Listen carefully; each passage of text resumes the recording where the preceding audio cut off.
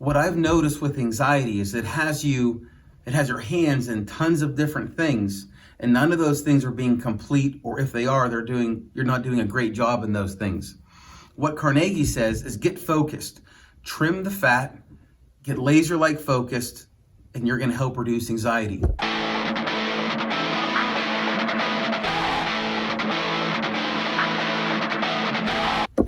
Hi everybody, this is Anthony Clauditis here at Faith Presbyterian Church, and I have another book review for you. I'm going to hold it up here for you to see. This is Dale Carnegie's book, How to Stop Worrying and Start Living. I'm sure you've heard of Dale Carnegie. He wrote the very popular book, How to Win Friends and Influence People. Blood alone moves the wheels of history. Today we're going to be talking a little bit about worrying, because in our society today, it seems that anxiety has skyrocketed. So in the book, there are plenty of lessons. I'm just going to highlight two of them for you, and then I'm going to give some biblical insights. So I heard a story one time about a coach that was playing a team, and the other team was better, and everyone thought the other team was going to win. But one of the things that the other coach noticed about the better team is that they had less players. They had no subs. And so the one thing that the coach did, his strategy was to beat the team, was to play at a very fast pace. And so by doing that, the other team was exhausted and they ended up losing. Well, that's sort of like anxiety. Anxiety in our lives, if we don't have it in check, will exhaust us. And I'm guessing that you either know people that unfortunately suffer with anxiety, and it's exhausting for them, and it's also exhausting for you to help them through that. So my goal today is to help you with your anxiety. These are just some suggestions. I know there's going to be many others. Again, I'm pulling these from Carnegie's book. So the first thing that he says is write these three questions down. Question number one is, what am I worried about? So take a piece of paper, write this down. What am I worried about? Take some time and actually think through what you are worrying about. You want to pinpoint the very thing that you are worried about. What's keeping you up at night?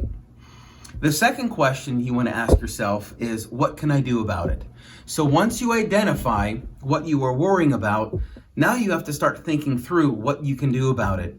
And just take a piece of paper and start writing things down. Write everything that comes to your mind on paper.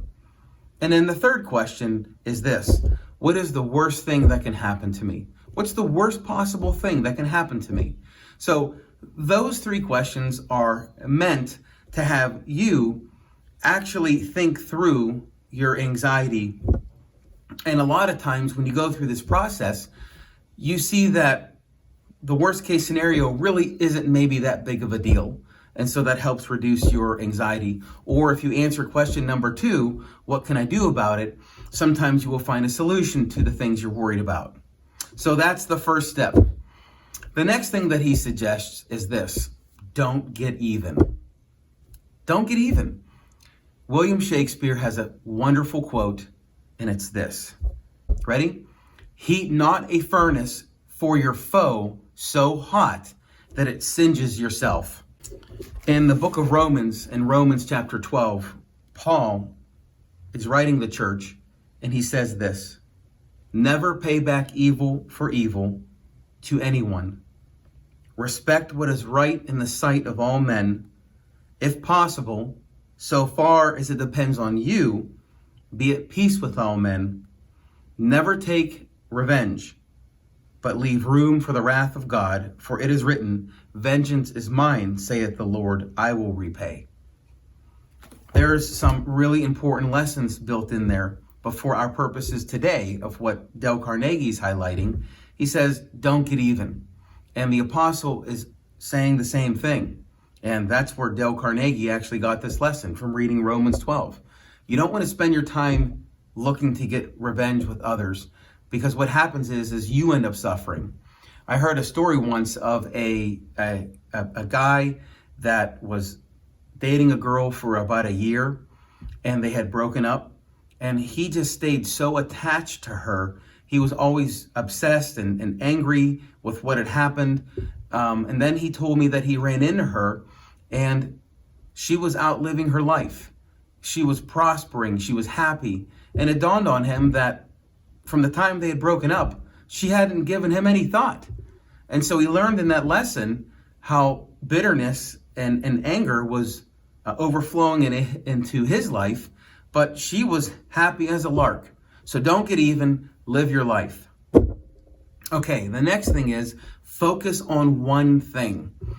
I have noticed that people who suffer with anxiety, they just get exhausted. Think back to the basketball analogy. They're busy doing one thing to the next, to the next, to the next. They're like a monkey swinging from one branch to the next branch to the next branch. And sometimes that's physically, sometimes that's emotionally, and even mentally. So Carnegie suggests that you do one thing. He calls this relentless focus. I remember an analogy that I heard. It was actually through Jim Collins' book, Good to Great. And he talks about the difference between the fox and the hedgehog. Now, I think that the fox and the hedgehog are related somehow. And I'm not a nature guy. So if you're watching this and that's not true, then chalk it up to, I don't know what I'm talking about. The fox and the hedgehog, though, have an important lesson for us. A fox is crafty. A fox is all over the place. It has its hand or paw in several different things. The hedgehog, however, is not. It's focused. It does one thing methodically, and it does it well. Well, that's relentless focus. What I've noticed with anxiety is it has your hands in tons of different things, and none of those things are being complete, or if they are, you're not doing a great job in those things. What Carnegie says is get focused, trim the fat, get laser-like focused, and you're going to help reduce anxiety. Here's a cool analogy. The sun is the hottest object in the universe, right? It heats the whole earth. Right now, as I record this, it's a gorgeous day outside. You stand outside, you feel the sun beating on you. However, you think of a laser. A laser is not as hot as the sun, but because it's focused, it can burn a hole right through you. So relentless focus. Okay, so last point, wrapping it up in the Bible, the Apostle Peter says this. Cast all of your anxiety upon the Lord because he cares for you. Background on Peter, he was a fisherman. So when he says to cast all of your cares, to cast all of your anxieties, he was a fisherman, and fishermen spend a lot of time on the water casting. That word cast is like throwing your cares onto God. That's the idea. That's how the audience originally would have read that. He's telling you to take your anxieties and your worries and your cares and literally throw them onto God. And why can you do that? Well, he answers that. He says, because he cares for you. Isn't that a nice thing to think about? You can take your anxieties, your cares, your disappointments, all of those things that maybe you're even ashamed about or even ashamed to tell other people, and you can cast them onto God. Because why? He cares for you. That's one of the things you have to always remember, is that God is a good God. He's a loving Father. And so you can go to him with those burdens. And that's what the Apostle Peter is sharing. So I hope this video helped you. Listen, if it did, and this is the first time you're stopping by, go ahead and subscribe. If you're coming by again because you've been watching these videos, I'm glad you're here. I hope that you share this video. If it helped you, maybe it'll help someone else. All right, this is it. Dale Carnegie, How to Stop Worrying and Start Living. Have a good one.